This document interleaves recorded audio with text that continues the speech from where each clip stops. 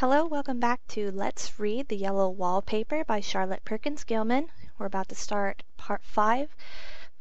For this video, because of technical difficulties, there will not be any on-screen text for you to follow, so if that's something that you preferred, my apologies, and please let me know down below in the comments if the on-screen text really does help you or is a necessity for you, and I will try to find a better way to supply them in the future. From now on, this will not be broken into parts, and we will continue on until the end of the story. Part 5. Life is very much more exciting now than it used to be. You see, I have something more to expect, to look forward to watch. I really do eat better, and I am more quiet than I was.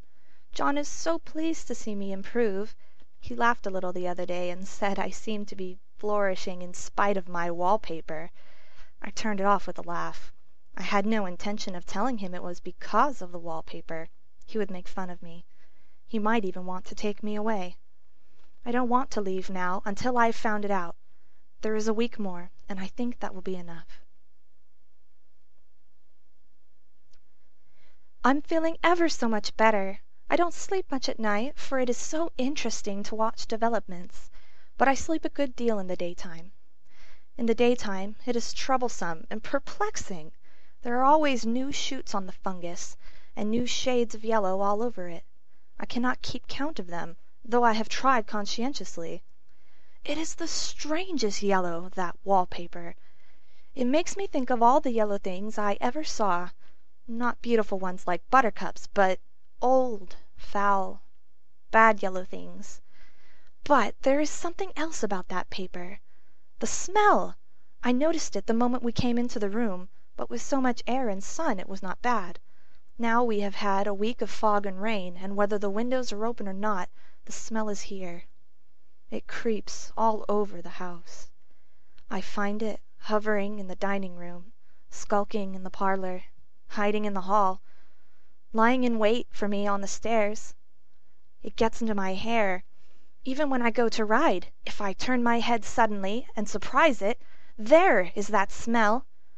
Such a peculiar odor, too. I have spent hours in trying to analyze it, to find what it smelled like.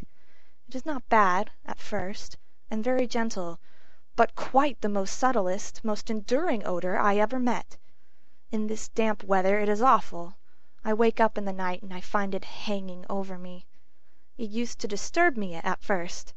I thought seriously of burning the house, to reach the smell, but now I am used to it.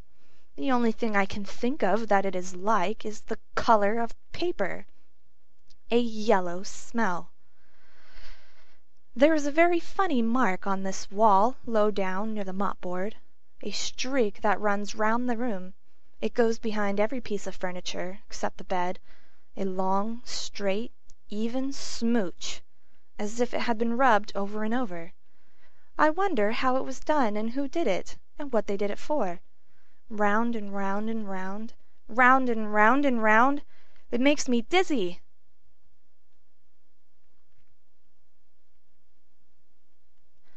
I really have discovered something at last. Through watching so much at night, when it changes so, I have finally found out. The front pattern does move. And no wonder! The woman behind shakes it. Sometimes I think there are a great many women behind, and sometimes only one, and she crawls around fast, and her crawling shakes it all over.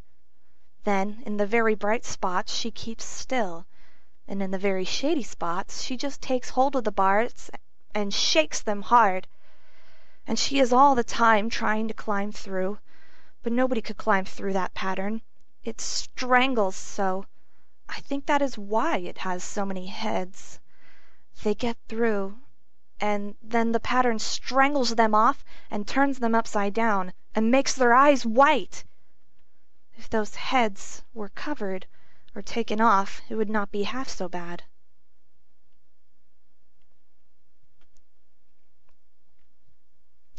I think that woman gets out in the daytime, and I'll tell you why, privately.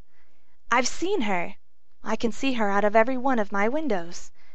It is the same woman, I know, for she is always creeping, and most women do not creep by daylight. I see her on that long road under the trees, creeping along, and when a carriage comes she hides under the blackberry vines. I don't blame her a bit.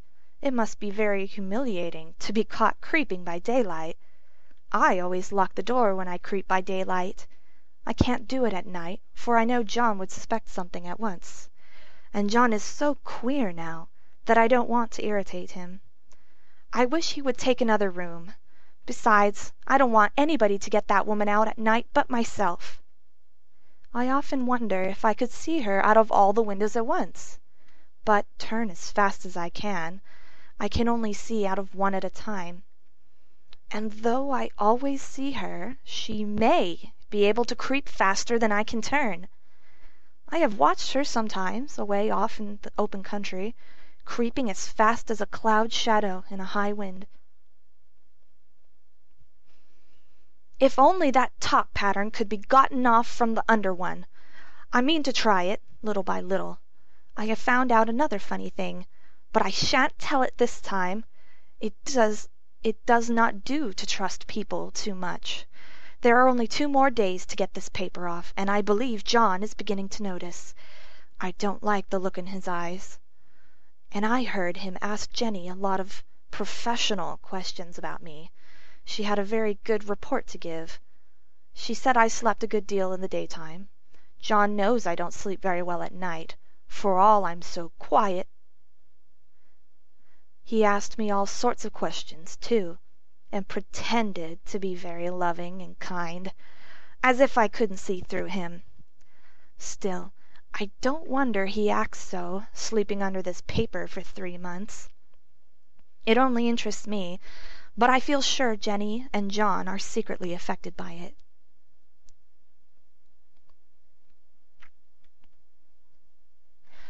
Hurrah! This is the last day, but it is enough. John is to stay in town overnight and won't be out until this evening. Jenny wanted to sleep with me, the sly thing, but I told her I should undoubtedly rest better for a night alone. That was clever, for really I wasn't alone one bit. As soon as it was moonlight and that poor thing began to crawl and shake the pattern, I got up and ran to help her. I pulled and she shook, I shook and she pulled, and before morning we had peeled off yards of that paper, a strip about as high as my head and half around the room. And then when the sun came and that awful pattern began to laugh at me, I declared I would finish it today. We go away tomorrow, and they are moving all my furniture down again to leave things as they were before. Jenny looked at the room wall in amazement, but I told her merrily that I did it out of pure spite at the vicious thing. She laughed and said she wouldn't mind doing it herself, but I must not get tired. How she betrayed herself that time! But I am here, and no person touches this paper but me. Not alive! She tried to get me out of the room. It was too patent. But I said it was so quiet and empty and clean now that I believed I would lie down again and sleep all I could, and not to wake me even for dinner. I would call when I woke. So now she is gone, and the servants are gone, and the things are gone, and there is nothing left but that great bedstead nailed down, with the canvas mattress we found on it. We shall sleep downstairs tonight, and take the boat home tomorrow. I quite enjoy the room, now it is bare again. How those children did tear about here! This bedstead is fairly gnawed. But I must get to work. I have locked the door and thrown the key down into the front path. I don't want to go out, and I don't want to have anybody come in till John comes.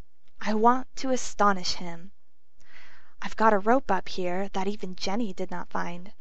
If that woman does get out and tries to get away, I can tie her. But I forgot I could not reach far without anything to stand on. This bed will not move. I tried to lift and push it until I was lame, and then I got so angry I bit off a little piece at one corner, but it hurt my teeth. Then I peeled off all the paper I could reach, standing on the floor. It sticks horribly, and the pattern just enjoys it. All those strangled heads, and bulbous eyes, and waddling fungus growths just shriek with derision. I'm getting angry enough to do something desperate. To jump out of the window would be admirable exercise, but the bars are too strong even to try. Besides, I wouldn't do it. Of course not. I know well enough that a step like that is improper and might be misconstrued. I don't like to look out of the windows even. There are so many of those creeping women, and they creep so fast. I wonder if they all come out of that wallpaper, as I did. But I am securely fastened now by my well-hidden rope. You don't get me out in the road there. I suppose I shall have to get back behind the pattern when it becomes night, and that is hard. It is so pleasant to be out in this great room and creep around as I please. I don't want to go outside. I won't, even if Jenny asks me to. For outside you have to creep on the ground, and everything is green instead of yellow. But here I can creep smoothly on the floor, and my shoulder just fits in that long smooch around the wall, so I cannot lose my way. Why, there's John at the door. It is no use, young man, you can't open it. How he does call and pound! Now he's crying for an axe. It would be a shame to break down that beautiful door. "John dear," said I in the gentlest voice, "the key is down by the front steps, under a plantain leaf." That silenced him for a few moments. Then he said, very quietly indeed, "Open the door, my darling." "I can't," said I. "The key is down by the front door, under a plantain leaf." And then I said it again several times, very gently and slowly, and said it so often that he had to go and see, and he got it of course and came in. He stopped short by the door. "What is the matter?" he cried. "For God's sake, what are you doing?" I crept on creeping just the same, but I looked at him over my shoulder. "I've got out at last," said I, "in spite of you and Jane, and I've pulled off most of the paper, so you can't put me back." Now why should that man have fainted? But he did, and right across my path by the wall, so that I had to creep over him every time.